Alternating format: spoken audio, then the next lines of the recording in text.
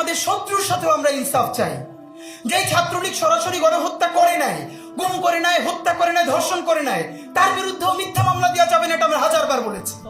আমরা তো ইনসাফ চাই, আমরা ইনসাফ জুলুমের বিপরীতে আর একটা জুলুম চাই না। তো আমি আপনাদের মাধ্যমে শুধু আজকে একটাই কথা বলি, সেটা হলো আমরা এই গণ অভ্যুত্থানের 1 বছর পার হয়েছি, এইটা অত্যন্ত কষ্টকর। আমরা কেউ কেউ, যেটা ফাইয়াজ কয়েকটা শোতেও বলেছে, আমি খেয়াল করেছি, প্লিজ আমরা যেন আমাদের ন্যাশনাল হিরোগুলোকে কোনো দলের বানায় না ফেলি। এখন এখানে একটা সমস্যা হলো, কেউ যদি কোনো দলের প্রতি সিম্প্যাথেটিক হয়, আমি ধরে নিলাম তর্কের সাথে, ধরেন আবরার কোনো এক সময় শিবিরের সমর্থক ছিল, এটা আর্গুমেন্টের জন্য ধরে নিচ্ছি, এর মানে কি তাহলে এই পরিচয়ের কারণে আবরারকে হত্যা করলে তার পক্ষে আর দাঁড়ানো যাবে না? তাহলে একই কথা আসবে যে ছাত্রদলের যদি কেউ মরে যায় তাহলে তার পক্ষে দাঁড়ানো যাবে না? অধিকার পরিষদের কেউ যদি, এর মানে হলো ইনসাফ। এই ধারণাটা আমাদের সমাজে এখন পর্যন্ত আমরা পরিষ্কার করতে পারি নাই। আমরা বারবার বলেছি আমাদের শত্রুর সাথেও আমরা ইনসাফ চাই।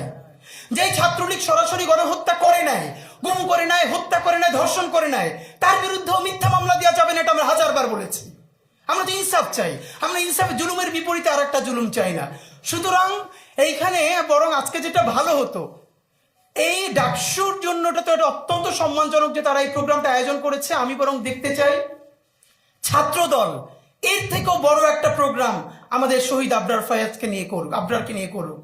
এরপরে আমাদের এনসিপির ভাইয়েরা, বাংলাদেশপন্থী যতগুলো রাজনৈতিক দল আছে, রাজনৈতিক শক্তি আছে, তারা সবাই মিলে বড় বড় প্রোগ্রাম করুক। আমাদের আবরারের এই চেতনা, এইটা শুধু ঢাকা বিশ্ববিদ্যালয়ের বইয়ের মধ্যে তো রাখলে চলবে না, এটাকে আমাদের বাংলাদেশের প্রত্যেকটা প্রাইমারি স্কুল পর্যন্ত পৌঁছে দিতে হবে। এবং আমাদের আবরার কি বলেছিল, ভারতীয় আধিপত্যবাদ। আপনি ভাবেন যে একটা ফেসবুক স্ট্যাটাস এত ভয়ানক হয়ে উঠতে পারে ভারতীয় আধিপত্যবাদের বিরুদ্ধে। সে ইলিশ মাছের সুষম বন্টন নিয়ে কথা বলেছে, তারপরে কি হয়েছে। আমরা আজকে এটাই শুধু বলতে চাই, আমরা আবরার ফাহাদকে এই জন্য সেলিব্রেট করবো না শুধু যে আবরার ফাহাদ শহীদ হয়ে আমাদেরকে নতুন বাংলাদেশ দেখিয়েছে, বরং আমরা স্পষ্ট দেখতে পাচ্ছি বাংলাদেশের সামনে আগ্রাসন এবং আধিপত্যবাদ আরো শতগুণ, হাজারো গুণ, লক্ষ গুণ শক্তি নিয়ে আবারও ধাবিত হচ্ছে।